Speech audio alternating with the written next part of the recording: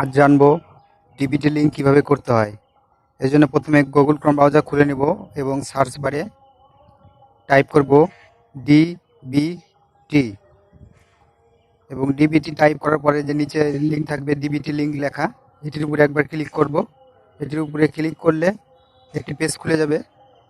এই পেজে প্রথম যে অপশানটি থাকবে national payment corporation of India NPCI, এটির উপরে একবার ক্লিক করব। করার পরে আরেকটি পেজ খুলে যাবে। এই পেজে কাস্টমার যে অপশানটি থাকবে সেই কাস্টমার অপশানের উপরে ক্লিক করব। এই উপরে 2 নম্বর অপশান কাস্টমার এবং ভারত আধারের উপরে ক্লিক করব। ভারত আধারের উপরে ক্লিক করার পরে একটু লোডিংয়ের জন্য সময় নেবে। এরপর আধার ম্যাপিং স্ট্যাটাস থাকবে, এই স্ট্যাটাসের উপরে ক্লিক করব। এটির উপরে ক্লিক করলে দেখতে পারবো আমার কোন অ্যাকাউন্টের সঙ্গে আমার আধার নাম্বারটি লিঙ্ক হয়ে আছে। আধার ম্যাপিং স্ট্যাটাসে ক্লিক করার পরে এন্টার ইউর আধারের জায়গায় আমি আমার আধার নাম্বারটি টাইপ করে দিচ্ছি। টাইপ করে দেওয়ার পরে যে ক্যাপচার থাকবে এই ক্যাপচারটি নিচে দেখে দেখে টাইপ করে দিব, দিয়ে চেক স্ট্যাটাসে ক্লিক করব। করার পরে আমার আধার নাম্বারের সঙ্গে যে মোবাইল লিঙ্ক আছে ওই মোবাইলে 6 সংখ্যার ওটিপি আসবে। আমি এই 6 সংখ্যার ওটিপিটি এখন এখানে দিয়ে দিব, দিয়ে কনফার্মে ক্লিক করব। 6 সংখ্যার ওটিপি দিয়ে আমি কনফার্মে ক্লিক করলাম। এই যে আধার ম্যাপ স্ট্যাটাসে শো করছে আমার আধার নাম্বার এত, ম্যাপিং স্ট্যাটাস, তারপরে ব্যাংক নেম আমার যেরকম ইন্ডিয়া পোস্ট পেমেন্ট ব্যাংকের সঙ্গে আমার আধারটি ডিবিটি লিঙ্ক হয়ে আছে, কিন্তু আমি যুবসাথী ফর্ম যে ফিল আপ করেছিলাম সেটি আমি ইউনিয়ন ব্যাংকের সঙ্গে করেছি। এই জন্য আমি এখন চেঞ্জ করব। এই জন্য উপরের যে আধার সেন্ডিং অপশান আছে সেটির উপরে ক্লিক করব। করার পরে এন্টার আধারে ক্লিক করব।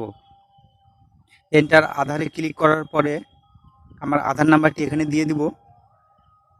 আধার নাম্বারটি দেওয়া হয়ে গেলে ডান সাইডে যে রিকোয়েস্ট আধার অপশান আসবে, যে এই অপশানটি এটির উপরে ক্লিক করব এবং সেন্ডিং টাইপে নিচের সবচেয়ে নিচে 3 নম্বর অপশানটি যে আমি এটির উপরে ক্লিক করব, কারণ আমি একটি ব্যাংক থেকে অন্য ব্যাংকে ট্রান্সফার করব।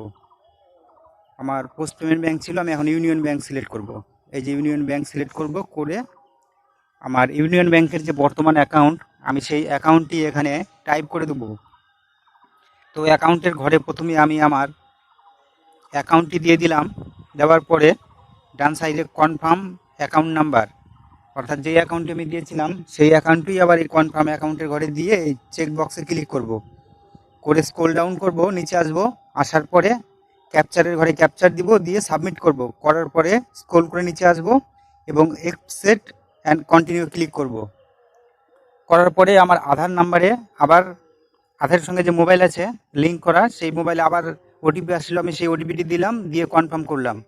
আবার কনফার্ম চাইবে, কনফার্ম করতেই আমার আধারের সঙ্গে ব্যাঙ্ক অ্যাকাউন্ট লিঙ্ক হয়ে যাবে। এই যে স্ট্যাটাস সাকসেসফুল আর রেজাল্টের ঘরে দেখাচ্ছে যে আমার নতুন যে ব্যাংকের অ্যাকাউন্ট সেই অ্যাকাউন্টের সঙ্গে আমার এই আধার নাম্বার সাকসেসফুলি হয়ে গিয়েছে, সেটি এখানে দেখাচ্ছে রেজাল্টের ঘরে আধার নাম্বার সাকসেসফুল।